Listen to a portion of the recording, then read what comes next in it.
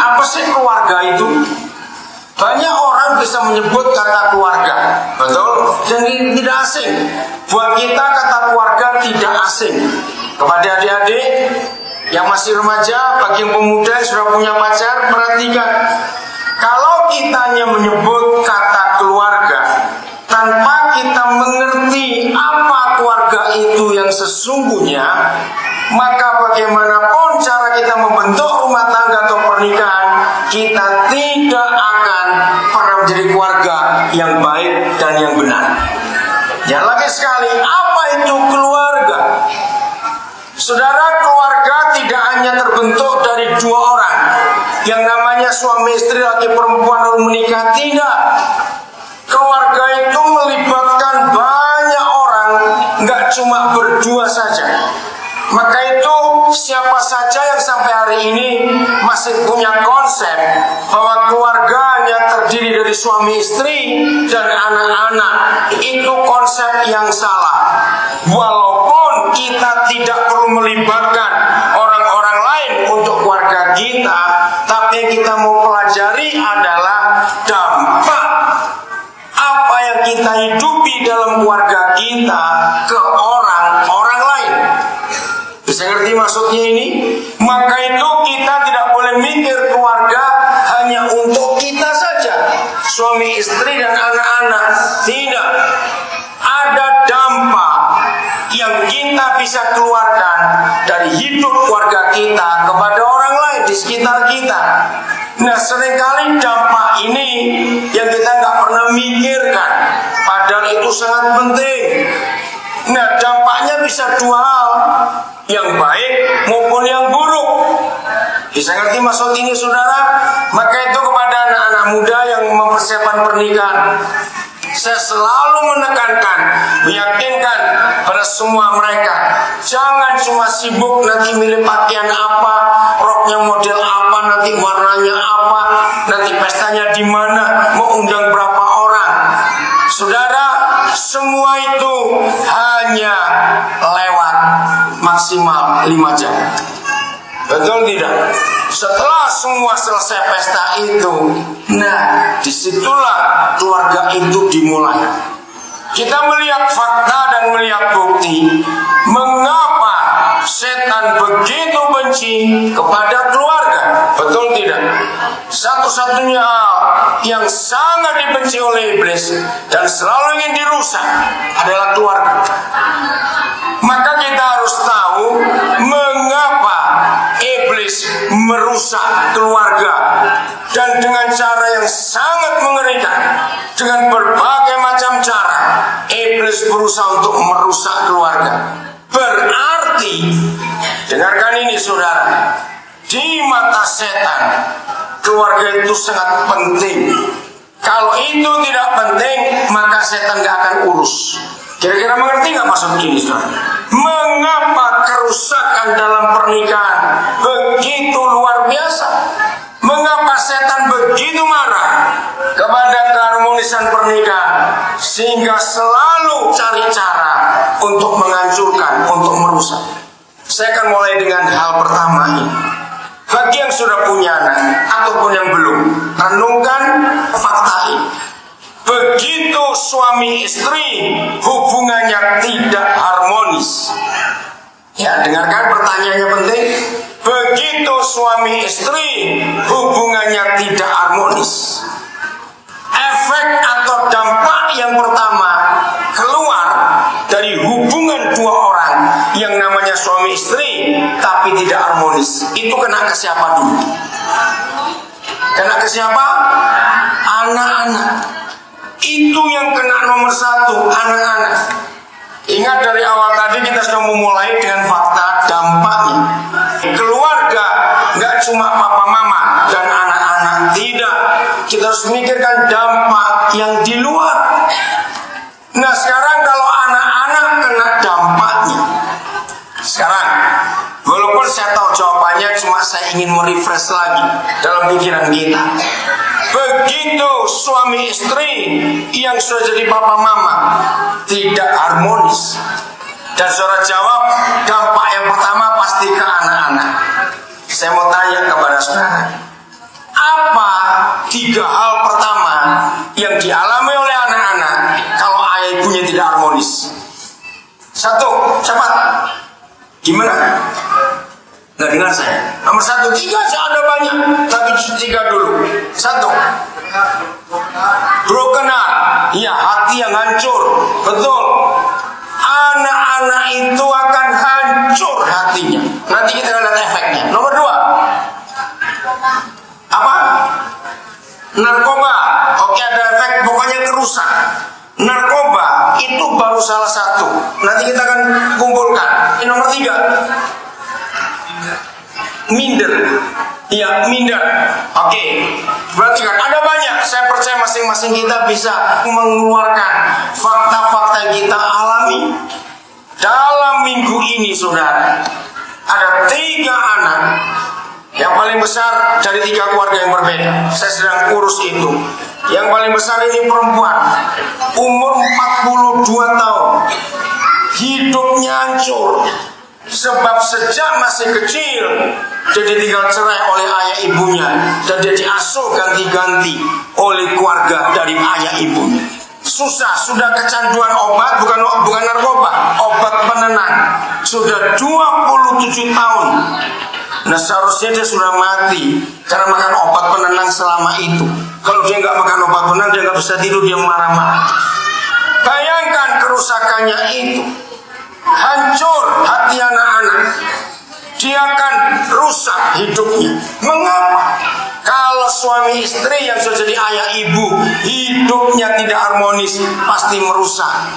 Dengarkan saudara, karena anak-anak itu berasal dari 2 orang itu. Dan itu sudah ada di benak mereka. Begitu anak-anak tahu yang dari mana 2 orang itu, anak-anak ini ada, dan 2 orang itu rusak hidupnya, maka anak-anak itu tidak akan punya semangat hidup lagi. Maka itu hatinya hancur. Dan dampaknya kalau mereka keluar dari rumah, dengar ya, kalau dampak ini mereka keluar dari rumah, maka mereka akan mencari kelompok-kelompok tertentu yang senasib dengan mereka. Mari saya tunjukkan bukti ini di Alkitab. Kita buka Hakim-Hakim pasal 11. Hakim-Hakim 11 mulai ayat yang pertama. Sekalipun kita tahu pada akhirnya Yeftah ini orang hebat, dan itu betul, tapi sebelumnya kita melihat ini. Adapun Yeftah orang Gilead itu adalah seorang apa? Pahlawan yang gagah perkasa, hebat. Nah, ini setelah dipakai oleh Tuhan, dan Yeftah jumpa Tuhan. Tapi lihat asal usulnya, dia itu dari mana? Tetapi ia anak seorang perempuan sundal atau anak pelacur. Ayah Yeftah ialah Gilead, juga istri Gilead. Jadi bapak kandungnya Yeftah ini menikah dengan Sah, melahirkan anak-anak baginya. Saya nggak usah baca lelaki, pokoknya ada anak-anak. Setelah besar, anak-anak istrinya ini jadi anak-anak yang sah, maka mereka mengusir Yeftah. Katanya kepadanya, engkau tidak mendapat milik pusaka dalam keluarga kami, sebab engkau anak dari perempuan lain. Orang tua, lihat kejadian ini. Apabila hubungan kita suami istri tidak beres, maka anak-anak yang kena akibat. Apa yang terjadi kalau ada anak yang seperti ini? Saudara, 3 hari yang lalu saya dapat SMS. Saya belum pernah ketemu anak ini, tapi dia itu seorang guru. Ada temannya yang menceritakan. Nah, teman-temannya tahu bagaimana asal-usul anak ini. Nah, karena saya juga lagi cari guru untuk sekolah kami, maka saya hubungi. Begitu saya ngomong dengan dia ini lewat telepon, saya belum pernah ketemu. Roh Kudus memberi saya perasaan ada nada yang tidak enak dalam hidup anak ini. Lalu saya tanya, langsung Roh Kudus tunjukkan, orang tuamu di mana? Saudara, saya kaget. pertanyaan kan wajar, karena saya mau terima guru, saya harus tahu asal usulnya. Tapi saya tahu ini yang jadi masalah, karena Roh Kudus tidak menyuruh saya tanya lulusan mana, kapan. Justru bukan akademik yang saya tanya, tapi Roh Kudus menyuruh saya bertanya, orang tuamu di mana? Walaupun saya nggak tahu jelas karena belum kenal, tapi saya tahu maksud Roh Kudus. Begitu saya tanya orang tuamu di mana, dia marah sudah. Kalau bapak mau terima saya, apa urusan dengan orang tua saya? Nah, saya tahu maksudnya ini. Saya bilang justru ini yang jadi masalah dalam hidupmu. Sebelum kamu mengampuni orang tuamu, kamu nggak akan bisa menikmati hidup dengan baik. Dia masih marah. Dia bilang, maaf Pak, saya harap urusan pribadi jangan disengotkan dan rencana saya mau kerja di sekolah Bapak. Saya tetap sabar. Saya berkata, justru siapapun yang mau bergabung dengan kami, masalah-masalah pribadi itu harus diselesaikan. Saudara, dalam psikologi itu ada istilah, dalam bahasa Inggris lebih tepat, untuk bahasa Indonesia agak sulit. Disebut begini, hurt people, hurt sakit, hurting people.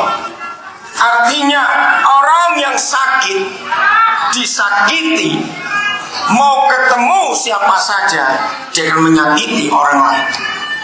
Nah, saya bilang kepada dia, justru ini yang saya mau tolong kamu. Sebelum kamu bergabung dengan kami, izinkan saya atas nama ayah ibumu untuk minta maaf. Saudara, untuk berapa saat nggak ada suara di seberang telepon sana. Saya tunggu dia untuk bereaksi. Karena nggak ada suara, saya ulangi lagi. Atas nama ayah ibumu, saya minta maaf. Saudara, suara yang tadinya tinggi dan marah reda. Dia berkata begini, bagaimana saya bisa memaafkan mereka? Saya bilang, apapun salahnya, kamu sudah ada di dunia. Bukan karena mereka kamu lahir, tapi karena Tuhan yang mau. Terus dia ngomong langsung, sepertinya Bapak tahu masalah saya. Saya bilang tidak, bagaimana tahu, kenal aja belum, harus sekarang. Nah, dia ngomong, bagaimana saya bisa maafkan orang tua saya? Karena saya ini anak haram. Dia belum begitu. Terus saya jawab, maaf ya, setahu saya nggak ada anak haram di dunia, bapak haram yang banyak. Karena kamu nggak pernah salah, bapakmu yang salah. Sungguh saudara, nggak ada anak haram di dunia, bapak haram yang banyak. Betul tidak? Karena anak-anak tidak ada yang pernah bersalah untuk dilahirkan. Tidak ada. Saudara, akhirnya dia berkata, wah, baru hari ini saya bisa pernah mendengar ada bapak haram bukan anak haram. Memang bukan. Lalu saya cerita banyak kasus yang saya pernah alami. Kamu percaya nggak? Saya bilang, nggak ada seorang pun bisa buat anak. Saya dengar dia tertawa kecil. Memang mana ada orang bisa buat anak? Betul tidak? Kalau kamu percaya nggak ada seorang pun bisa buat anak, maaf, mungkin saya berkata, maaf jangan marah, mungkin kamu hasil perkosaan. Dia spontan, betul Pak, dia bilang begitu. Menurut cerita dari nenek saya, dari paman saya, ibu saya itu diperkosa. Begitu saya benci pada orang itu. Saya bilang pada dia, saya mau terangkan kepada kamu, siapapun kamu dan siapapun orang tuamu, Tuhanlah yang mau semua kita lahir di dunia. Karena gak ada orang yang bisa buat anak. Saudara, dalam hidup kami, suami istri, maaf, ini kalimat yang tidak baik. Tapi kalau saudara mau lihat, saya akan tunjukkan. Dalam hidup kami, suami istri sampai hari ini, ada banyak anak-anak yang kami asuh. Tapi jadi orang hebat adalah anak-anak hasil perkosaan. Maka itu Tuhan percayakan kami untuk bisa meyakinkan semua orang, siapapun orang tuanya dan bagaimanapun kelahirannya, tidak ada manusia yang bisa buat anak di dunia. Dan itu pasti karena Tuhan. Setuju saudara? Maka itu yakinkan semua orang. Kepada adik-adik, kalau punya teman dan di sekolah ada teman kalian nggak punya bapak, mungkin karena hasil perkosaan, yakinkan teman-temanmu bahwa dia tidak salah dan dia adalah orang hebat. Tunjukkan kasus Yefta dan tunjukkan orang-orang hebat yang ada di dunia ini yang nggak pernah tahu siapa orang tuanya. Maka saya janji pada calon guru ini, karena tempatnya jauh, saya bilang, saya nggak minta kamu datang ke tempat kami, tapi kami akan datang ke tempat. Saya mau tunjukkan hal itu. Nah, inilah dampak kalau orang tua tidak harmonis, anak-anak akan hancur. Lalu kemana Yefta? Lihat, masih Yakim-Yakim 11 ayat 3. Maka larilah Yefta dari saudara-saudaranya itu. Saya stop dulu sampai di situ. Nah, dua hal yang terakhir tadi antara narkoba dan minder, saya masukkan ke kasus ini. Saudara, setiap anak yang disakiti oleh orang tuanya sendiri, maka sekecil apa bentuk sakit hati itu, maka anak-anak yang disakiti oleh orang tuanya sendiri itu jauh lebih sakit daripada siapapun yang menyakiti dia yang bukan orang tuanya. Ya atau tidak? Itu sakitnya dalam sekali. Satu sekali, saya gak akan terangkan ini, cuma saya cerita. Saya membuat research, penelitian, mengapa semua anak di dunia ini kalau disakiti oleh orang tuanya, pasti mereka punya kalimat yang sama, walaupun mereka gak pernah janjian. Karena Tuhan membawa kami dalam urusan dengan anak-anak, maka saya bisa kumpulkan. Ternyata semua anak yang disakiti oleh orang tuanya selalu punya kalimat yang sama. Kalimatnya adalah begini: mengapa aku dilahirkan? Pernah dengar kata-kata itu, sudah? Nah, 1, 2, 3, 10, belasan. Kenapa? Kalau ada anak-anak disakiti orang tuanya, pasti keluar kalimat itu. Akhirnya saya membuat research, apa maksud setiap anak yang disakiti orang tuanya dan berkata kalimat yang sama, mengapa aku dilahirkan? Ada apa di balik itu? Secara ringkas saja, hasilnya sungguh-sungguh mengerikan. Secara jujur, mereka mau berkata kepada orang tuanya, kalau memang aku gak disukai, kenapa aku gak dibunuh waktu aku lahir? Itu lukanya dalam sekali. Maka itu adik-adik, anak-anak muda yang belum menikah, jangan pernah ada free sex dalam dirimu. Katakan amin. Jangan ada seks bebas. Itu menghancurkan sekali. Walaupun, maaf, itu adalah pacarmu sendiri. Walaupun dengan pacar sendiri, walaupun dengan tunangan. Saya selesaikan dulu ayat 3 supaya kita nggak bolak-balik. Apa yang terjadi setelah anak-anak itu yang disakiti orang tuanya lari? Kata lari ini garis bawah. Larilah Yefta dari saudara-saudaranya itu dan diam di tanah Tob. Di sana berkumpullah kepadanya. Kalau istilah sekarang itu preman-preman yang pergi merampok bersama-sama dengan dia. Ingat dua hal. Yang pertama yang saudara sebut tadi, narkoba, minder. Tidak harus narkoba, tapi saya ngerti yang dimaksud.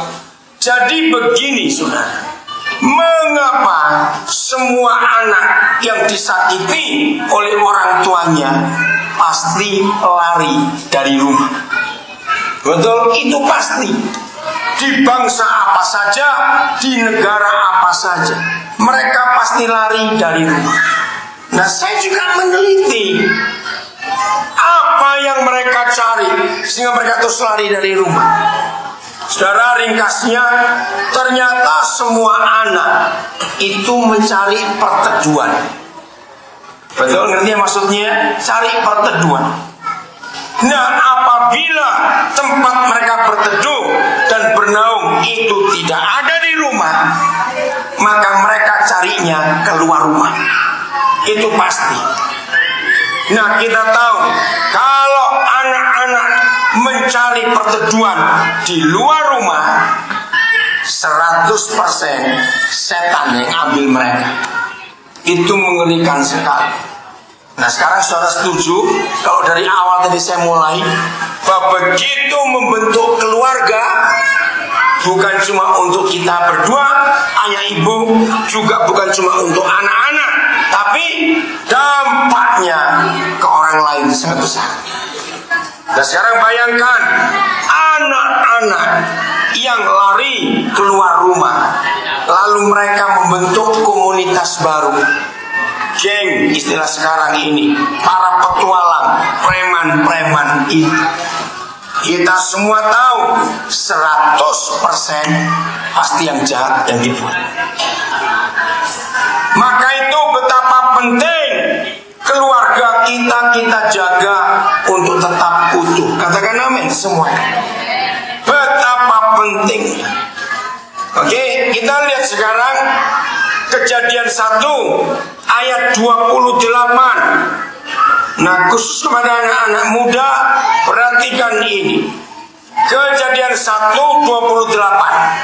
Kepada para orang tua yang mendengar firman ini, sampaikan kepada anak-anak kita.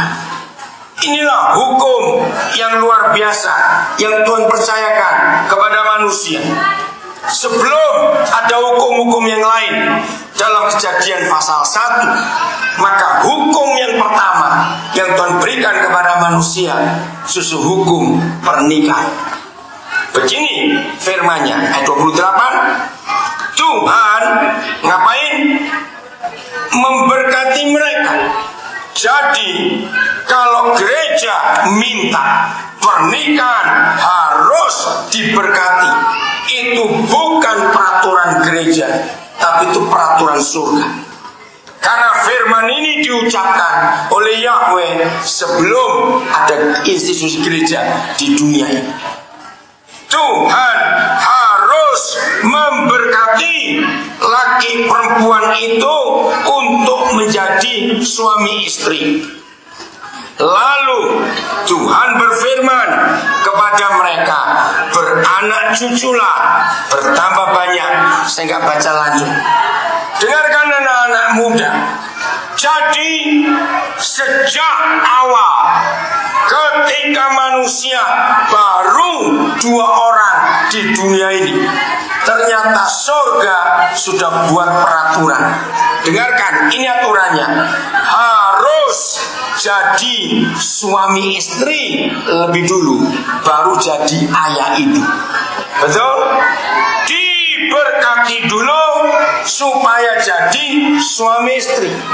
Setelah jadi suami istri baru ada seks, beranak cuculah. Maka itu setan merusak pernikahan. Seks ditonjolkan dulu, maka begitu rusaknya dunia ketika keluarga rusak. Di mana rusaknya keluarga? Dengarkan, berapa banyak pernikahan dibalik dari kebenaran ini. Jadi ayah ibu lebih dulu baru jadi suami istri. Itu goblok betul-betul sudah. Dan yang hancur adalah anak-anak. Saya tidak tahu berapa banyak saudara pernah ketemu. Kalau kami, wow, sudah sering sekali. Saudara, berapa banyak anak-anak yang marah kepada orang tuanya ketika mereka SMP atau SMA pertama kali melihat akte lahir mereka. Mereka ngitung tahunnya. Loh, kenapa mulai dulu baru mereka menikah? Pernah dengar kasus itu, saudara? Ternyata banyak anak-anak yang kecewa. Jadi secara naluri juga anak-anak gak suka. kalau mereka dilahirkan sebelum ayah ibunya menikah. Maka itu mereka marah ketika mereka sudah daftar sekolah dan mereka baca sendiri akte lahir dan mereka tahu kapan papa mamanya menikah. Jadi ayat ini gak cuma untuk orang Kristen, untuk semua manusia di dunia. Anak-anak pun ngerti, mereka gak ingin dilahirkan sebelum orang tuanya jadi suami istri. Saya harap yang pernah punya kasus ini dengan mendengar cerita orang-orang lain, saudara sampaikan bahwa apa yang ada di hati anak-anak itu adalah firman Tuhan, walaupun mereka bukan orang Kristen. Berarti gak maksud saya ini, saudara? Dan itu sungguh luar biasa. Nggak Kristen pun mereka tahu, mereka nggak mau dilahirkan sebelum orang tuanya jadi suami istri dulu. Mereka marah. Maka itu kebenaran yang kita harus miliki dalam hidup kita, bahwa keluarga itu nggak cuma suami istri dan anak-anak, tapi akan bawa dampak keluar. Saya ulangi, kalau ayah ibu rajin bertengkar saja, itu membuat anak-anak nggak betah tinggal di rumah. Betul tidak? Rajin bertengkar, selalu ada masalah dalam hidupnya. Anak-anak capek. Hari-hari ini kami lagi nangani sebuah kasus yang sangat mengerikan. Keluarga ini punya 2 anak perempuan. Anak pertama perempuan, anak kedua perempuan.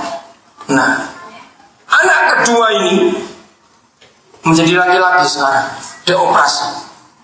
Waktu saya ketemu, betul-betul cowok. Ada cowok punya suara gede, pakai jambang lagi. Kagak betul, saudara. Nah, dalam pertemuan berikutnya, saya mulai, keluarganya bilang, itu ditunjukkan akta lahirnya, foto-fotonya waktu masih kecil. Betul-betul cewek. Ini keluarga lagi hancur, betul-betul. Saudara, saya diberi hikmat oleh Tuhan untuk menolong ini. Sederhana. Mari kita buka dulu ayat ini ya. Matius 19 ayat yang ke-12. Bahkan menurut kakaknya, waktu adiknya itu masih SMA, dia pacaran dengan cowok yang teman kakaknya. Bisa bayangkan, Matius 19 ayat yang ke-12. Ada orang yang tidak dapat kawin karena ia memang lahir demikian dari rahim ibunya. Ini orang cacat. Yang kedua, dan ada orang yang tidak bisa kawin karena dijadikan demikian oleh orang lain. Nah, yang kedua ini saya mau bahas dari kasus itu tadi.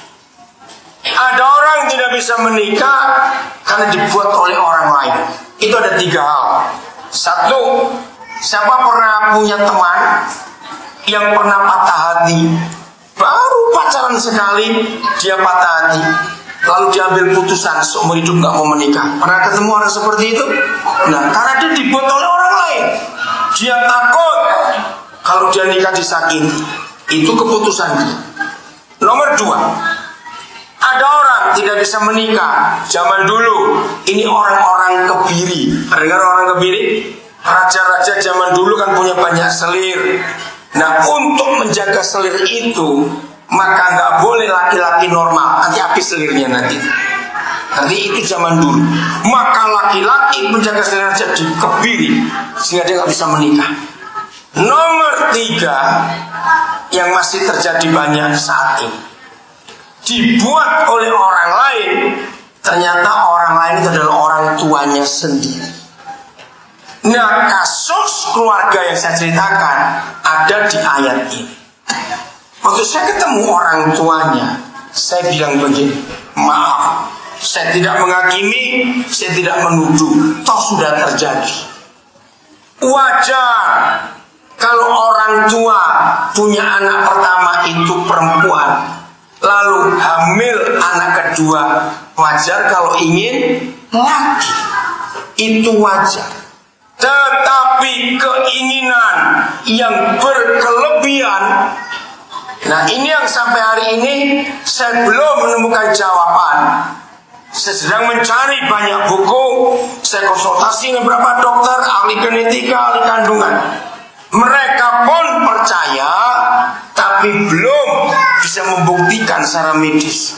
Apa itu? Ternyata hormon kita bisa terganggu kalau orang tua kita menginginkannya hal yang salah. Dan ini fakta. Saya percaya dalam hidup kita selama ini sudah sering melihat kasus. Maaf ya, saya tidak menyebut satu dua orang karena saya juga tidak kenal. Dengarkan ini. Maka itu kalau saudara mengerti kebenaran ini mulai hari ini, beritahukan kepada teman-teman keluarga yang sedang hamil, jangan pernah ingin yang salah. Tadi pagi dari Karawaci, saya kenal satu keluarga baru menikah, karena saya memberkati pernikahan mereka. Lalu kandungan istrinya sudah masuk bulan yang ketiga akhir, mau keempat. Lalu saya diberitahu USG-nya laki-laki. Langsung saya dibalas, jangan percaya dulu USG bisa salah, betul tidak? Berapa banyak yang salah? Saya bilang, tunggu sampai anakmu itu lahir. Jangan cari nama cowok, jangan cari pakaian-pakaian cowok, jangan. Saya ceritakan kebenaran ini. Jadi saya berkata kepada orang tua, maaf, mungkin entah suami atau istri menginginkan anak laki karena anak pertama sudah perempuan. Nah ini yang terjadi, saudara. Hormon bisa berubah ketika orang tua menginginkan yang kebalikan. Jadi maksud ini, saudara, maka itu jangan. Akhirnya anaknya gak bisa kawin karena orang tua punya keinginan yang salah.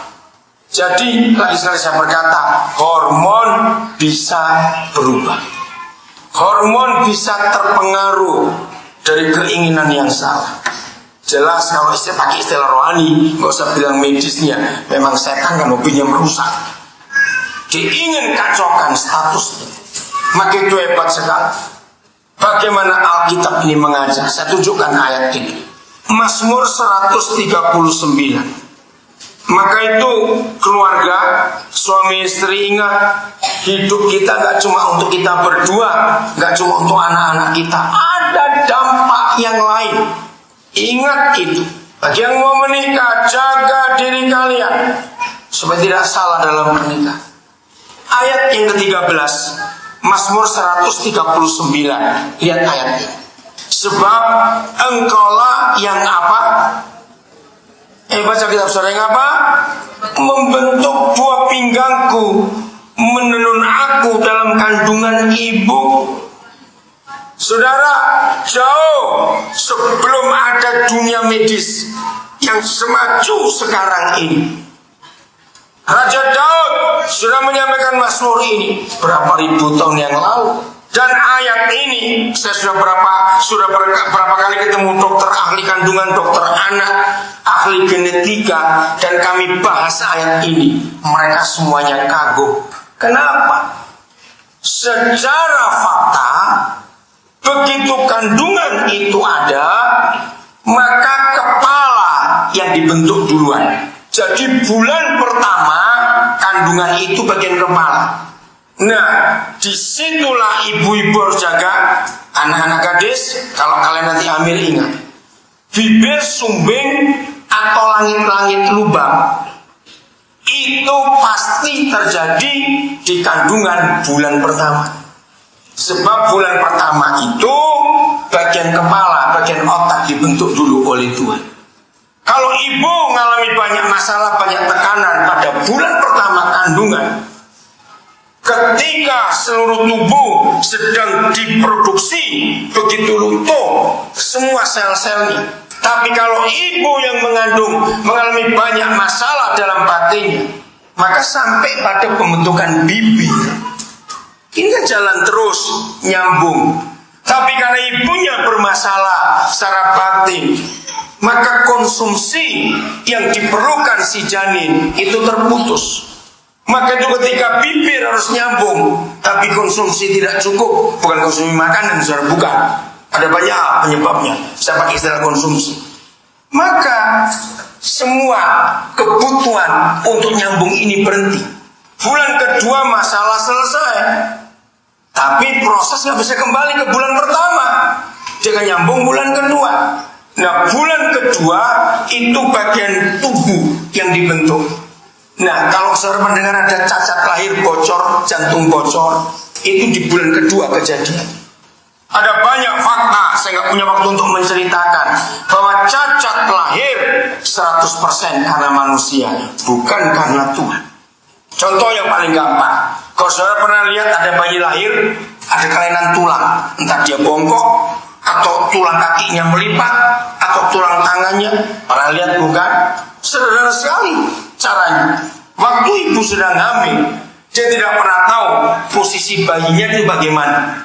Contoh kecil, mungkin pada bulan tertentu kaki bayi ada di bagian bawah kanan perut itu, mungkin. Ini saya beri ilustrasi. Dan ibu itu harus bongkok ambil sesuatu yang berat. Saudara, itu kan tekanannya berat sekali. Nah, waktu ibu itu harus ngangkat berat itu, ini kan melipat perut ini. Bayinya nggak bisa ngomong kalau dia lagi kesakitan, tulang yang terlipat. Itu kan tulang rawan semua. Bisa ngerti ilustrasi ini, saudara? Jadi Tuhan tidak pernah buat manusia cacat. Semua karena orang tua, karena manusia. Semua karena manusia. Dan itu contoh-contoh yang ada. Maka itu saya berani berkata ini, hebat sekali firman ini. Tapi mengapa firman menulis bukan tentang kepala, tapi tentang ginjal, buah pinggang? Ini yang hebat sekali.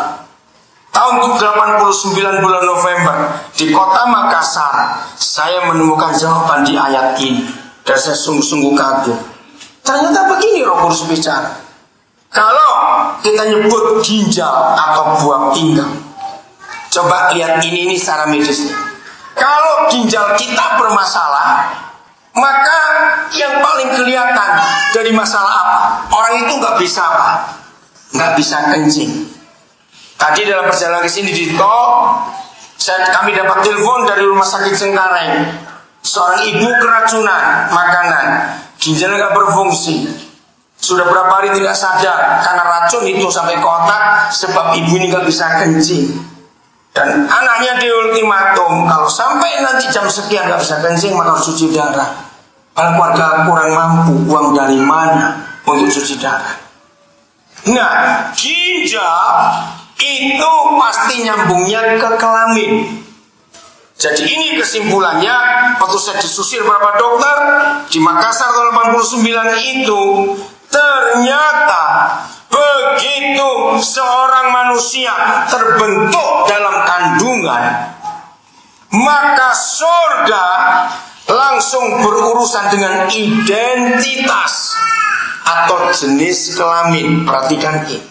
Maka itu dalam ilmu jiwa, unsur dasar seorang itu punya kelainan jiwa disebut split personality. Split, ya.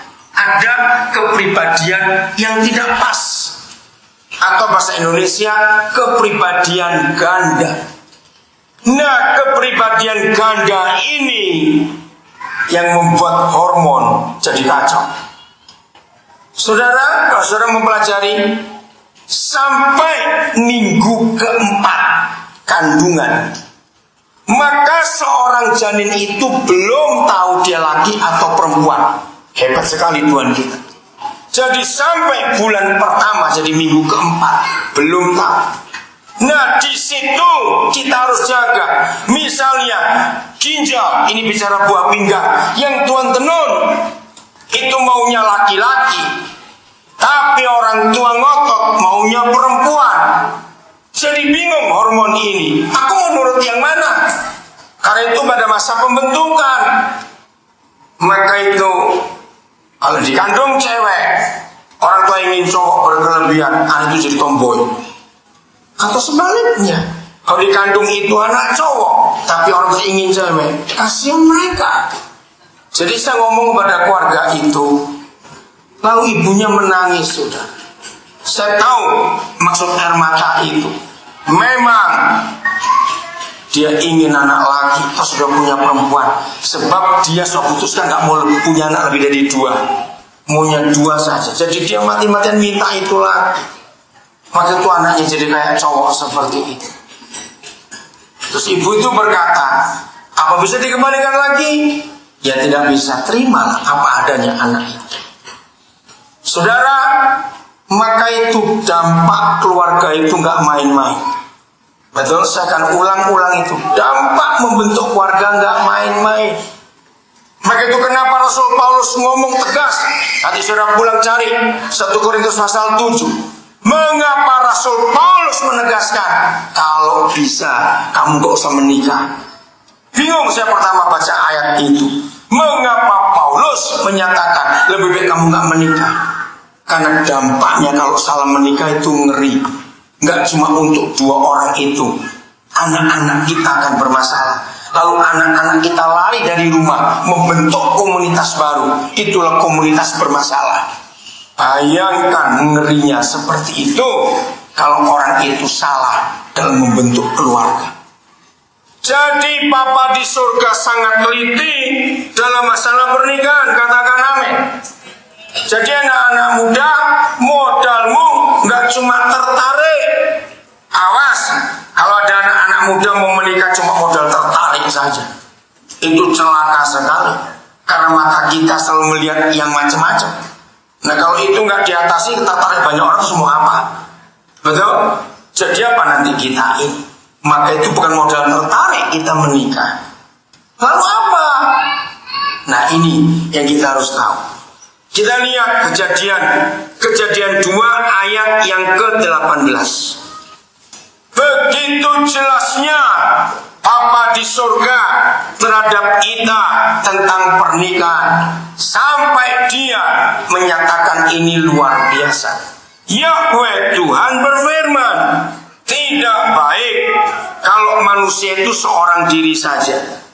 Aku akan menjadikan penolong baginya yang sepadan dengan dia.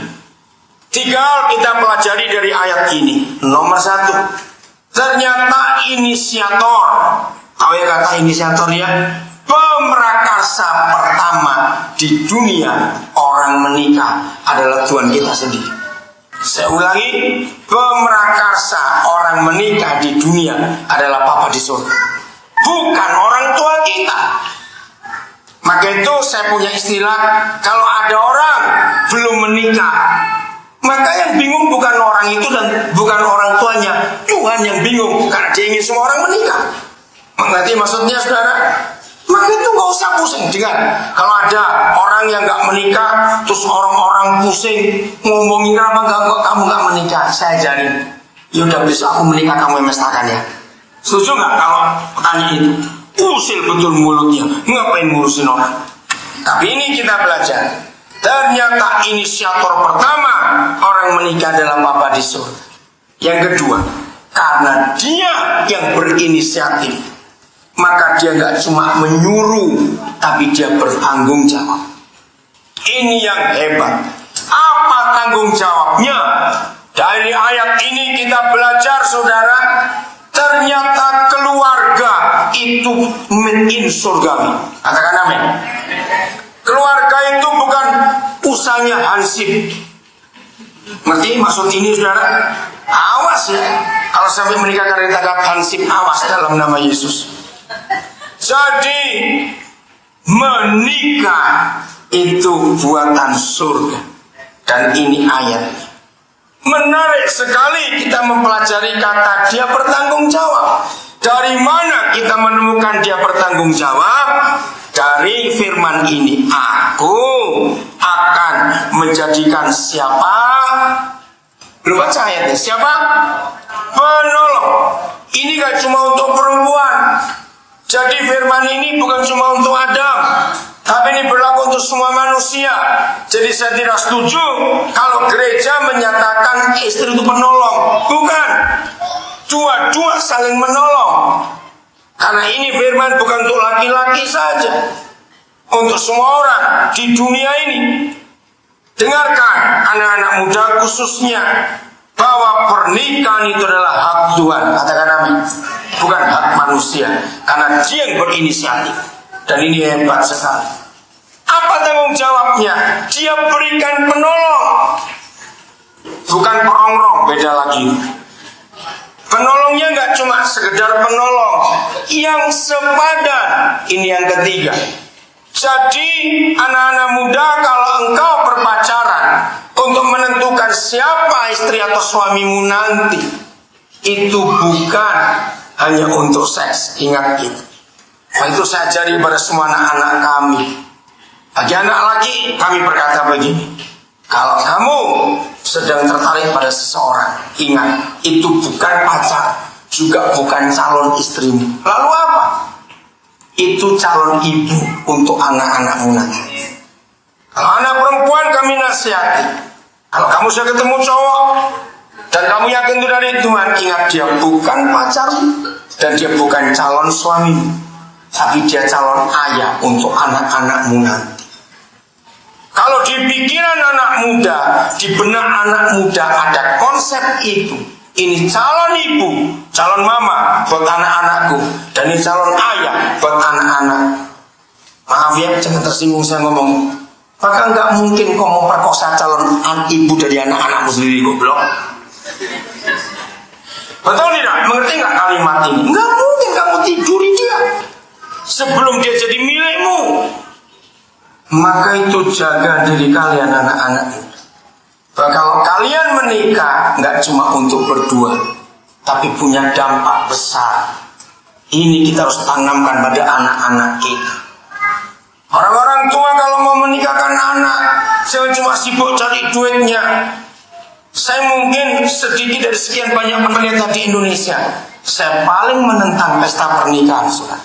Semurah apapun, karena pesta pernikahan tidak ada gunanya sama sekali untuk dua orang yang menikah. Malah itu membebani utang. Betul tidak? Bayangkan menikah zaman sekarang, sesederhana-sederhananya nggak cukup 50 juta. 50 juta 3 jam jadi tai. Catat itu baik-baik.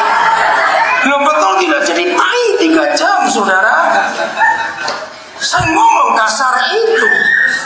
Untuk apa? Kalau punya uang 50 juta, lebih baik untuk down payment rumah. Cari tambah-tambahan lagi. Jadi yang punya restoran catering, saya minta maaf. Orang yang menikah pakai pesta itu cuma pamer kekayaan, maaf. Karena menunjukkan kami punya uang, makin kami bisa buat yang gede-gede. Nggak ada gunanya, seorang nggak ada gunanya. Yang tersinggung lah, saya nggak ngurus. Saya sampaikan ini, ya sudah terlanjur, ya sudah, ya bayar utang semua sekali. Jadi yang penting bukan pestanya, setuju? Bagaimana melanjutkan pernikahan itu yang penting. Jadi kita harus jaga. Nah, sepadan itu bukan cocok. Awas, kalau cocok dia akan berkata cocok. Tidak. Sepadan itu jauh lebih tinggi nilainya daripada cocok, saudara. Nah, saya ingin katakan kepada saudara yang sudah ganti-ganti pacar, kalau sampai sudah 8 kali pacaran tetap gak dapat, sudah gak usah kawin sampai mati dah. Mau cari enggak 9 lagi, ngapain kamu? Maaf ya, saya ngomong begitu. Jangan cari yang cocok. Sebab Alkitab berkata, mau menikah dengan siapa saja, nggak ada yang cocok. Saya simpulkan dari banyak ayat yang saya pelajari, kalau saudara ada orang ingin menikah cari yang cocok, Alkitab berkata, kawinlah dengan mayat, itu baru cocok. Mengapa sampai firman menyimpulkan kalau mau menikah dengan orang yang cocok carilah mayat? Karena mayat itu paling cocok, karena dia nggak bisa apa-apa, diam saja. Jadi siapapun yang kita nikahi, walaupun dia pendeta sekalipun, tetap nggak ada yang cocok. Tapi yang papa sediakan yang sepadan, beda dengan yang cocok. Maka itu selama menentukan waktu, memutuskan ini dari Tuhan atau tidak, jangan saudara bicara tentang hal-hal yang lain-lain. Apalagi Bagi yang pacaran selalu merangsang seks, jangan. Selalu pikirkan, setelah kita nanti berjalan menikah, apakah visi hidup ini bisa sama atau tidak? Itulah sepadan. Lagi sekali visi hidupnya. Saya beri contoh kecil saja kalau bicara visi hidup. Saya ambil contoh diri saya sendiri. Di sini ada orang yang hadir kenal teman baik istri saya, dan dia tahu kalau saya cerita ini pasti dia tahu. Saudara, saya sejak terima panggilan Tuhan, maka seluruh hidup saya adalah untuk orang-orang miskin, orang-orang susah. Itu sudah jadi panggilan saya dan saya tahu. Nah, ketika saya mau menikah, maka saya harus menemukan seorang yang Tuhan akan pasti kirim, yang bisa setuju, yang sepadan dengan panggilan saya ini. Bayangkan kalau saya menikah, asal menikah dengan asal yang namanya perempuan. Ayo, perempuan mana yang bisa diajak miskin seperti istri saya? Itu dia. Kalau saya salah menikah nggak sepadan, saya sudah cerai berapa tahun yang lalu. Karena istri saya nggak akan tahan lihat cara hidup saya. Selalu membagi, selalu memberi, maka dia nggak akan tahan. Tapi karena dia sudah tahu dan saya sudah ceritakan kepada dia, ini panggilanku. Bagaimana dengan kamu? Saya beri waktu dia 3 bulan. Setelah saya approach waktu itu, saya masih ingat itu bulan September. Saya tunggu dia sampai bulan Desember. Kamu mikir baik-baik, saya tunjukkan semua. Ini panggilan saya. Kalau memang dari Tuhan, Tuhan akan berikan kemampuan kamu siap. Jadi saya nggak pernah maksa. Akhirnya dia Desember, saya datang lagi, saya tanya, dia bersedia. Dan kami berjalan sampai hari ini. Dan Tuhan berkati pernikahan kami dengan menolong banyak orang. Sabtu hari Minggu tanggal 25 minggu depan, untuk kesekian kalinya saya nggak tahu berapa orang, saya akan bawa 7 orang, 2 janda. Saya tidak pernah melihat orang itu agamanya apa, dia itu siapa, dan sebagainya, enggak pernah. Pokoknya buat saya asal dia orang, saya harus tolong. Sampai hari ini saya belum pernah ketemu mereka. Baru bicara lewat telepon, karena tempatnya agak jauh. Yang pertama janda dengan 2 anak, disiksa suaminya luar biasa. Setelah saya dapat data-data itu, oke. Jadi saya akan tolong dia, saya akan tolong anak-anaknya carikan sekolah. Ya saya bawa ke Nabirin, karena Tuhan berikan kami tempat yang sangat banyak di sana. Belum berangkat, dia telepon saya, Pak Daniel. Ada tetangga dari tante saya, dia janda anak 3, dibuang oleh suaminya, anak-anaknya nggak terurus. Boleh nggak dibawa juga? Silakan, saya bilang. Saya belum ketemu. Nah, hari Senin yang lalu saya sudah bilang mereka cepat urus surat pindah anak-anak untuk sekolah. Kalau tidak ada surat pindah akan repot nanti sekolah di Nabiri untuk pindah itu. Jadi Minggu tanggal 25 mereka akan berangkat. 1 janda dengan 3 anak, 1 janda dengan 2 anak. Kami akan tampung mereka. Kami akan sekolahkan anak-anak mereka. Kami akan cari kerjaan untuk si janda ini. Dan mereka bukan keluarga Kristen. Saudara, itu anugerah Tuhan yang luar biasa. Maka itu kalau salah menikah dampaknya itu mengerikan sekali. Nah, saya harus keluar uang sekian banyak lagi untuk berangkatkan 4 dengan 7 orang ke Papua. Itu biaya jutaan, belum biaya hidup mereka. Untuk sekian bulan pertama mesti kami tanggung dulu karena mereka belum punya penghasilan. Nah, bayangkan kalau saya salah menikah, nggak ketemu istri yang sepadan. Bisa bayangkan? Maka itu anak-anak muda, sebelum kamu memutuskan menikah, temukan callingmu dulu. Panggilanmu dalam Tuhan itu apa? Dan begitu kau ketemu pasangan, ceritakan, ini panggilan. Bisa ngikuti tidak? Itu namanya sepadan. Saudara, bagi yang kenal saya akan tahu, saya itu takut untuk menikah. Karena saya mau ambil suratnya Paulus, karena memang ngeri. Jadi sebelum saya menikah, Roh Kudus menunjukkan begitu banyak kebenaran tentang pernikahan, tentang keluarga. Jadi saya ngomong tentang keluarga, saya ngajar tentang keluarga itu jauh sebelum saya menikah. Karena saya tahu dari firman. Makin banyak saya tahu firman tentang pernikahan, makin takut saya menikah. Karena dampaknya itu besar, saudara. Mengerikan. Apalagi saya berjumpa dengan cukup banyak keluarga-keluarga pendeta yang istrinya tidak bisa mendukung pelayanan suaminya. Saya makin ngeri. Kan kalau saya khotbah di mana saja, selesai khotbah jemaat ngajak makan, mereka nggak semua tentunya, tapi itu banyak terjadi. Mereka berkata gini, aduh Pak Daniel, kalau om itu baik, tapi tante itu, aduh, ngeri sekali saya. Jadi istri gempal, istri pada diomongin, oh saya nggak sanggup. Kalau saya salah kawin, nanti istri saya diomongin terus. Nah, saya ambil putusan saya nggak mau menikah. Tapi karena dia menghendaki saya menikah, maka dia memberikan yang sepadan. Maka itu begini, yang nggak pengen kawin aja dipaksa kawin oleh Tuhan, apalagi yang pingin ini.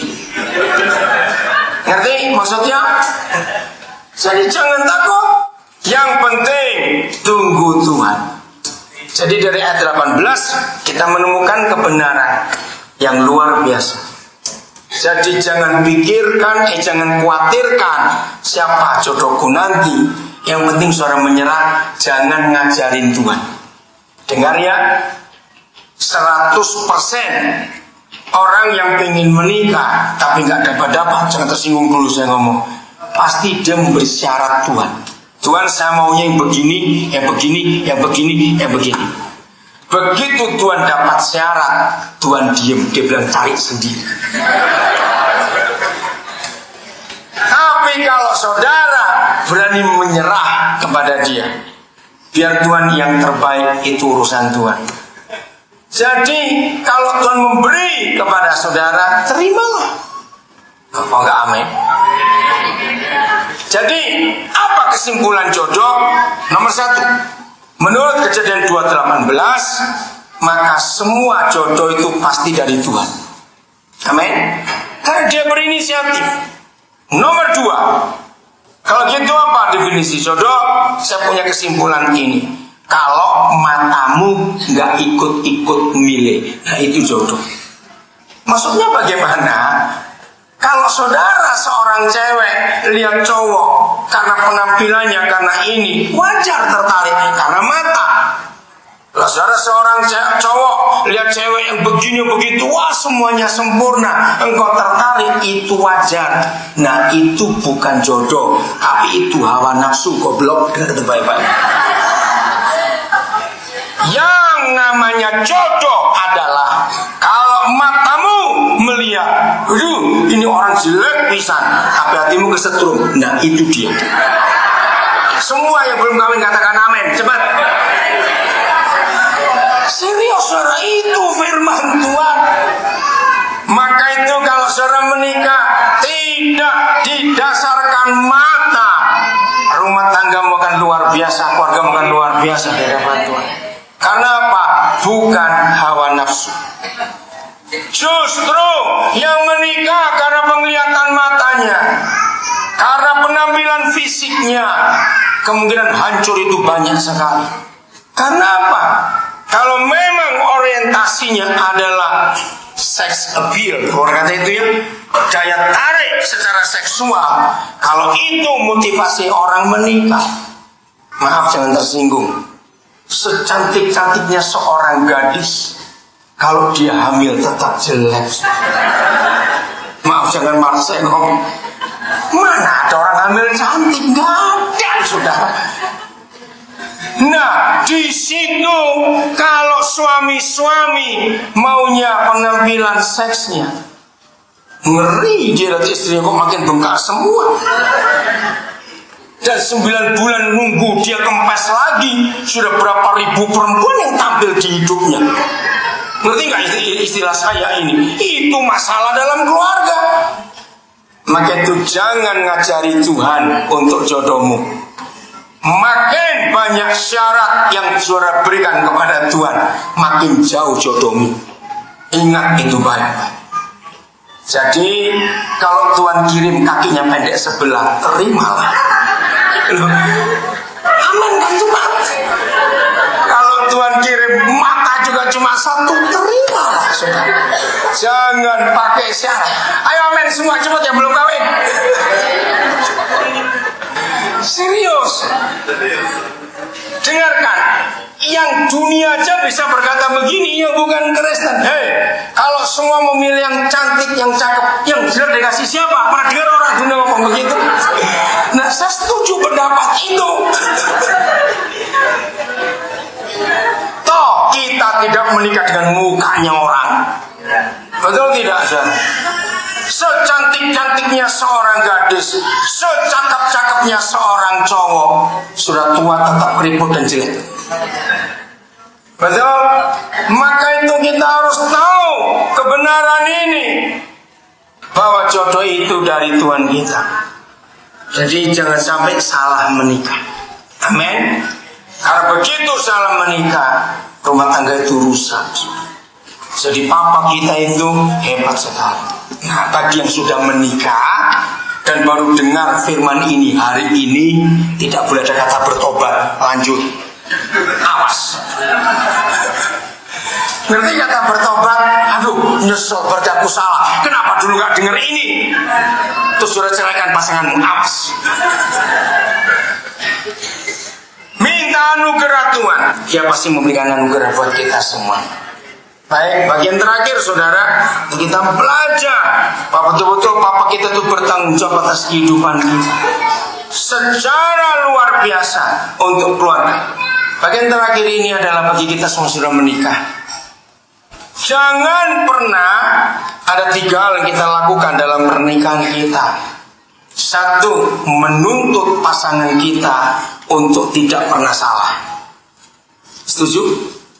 Kalau sampai ada pernikahan lalu menuntut pasangannya itu tidak pernah salah, rumah tangga itu pasti rusak dan kacau.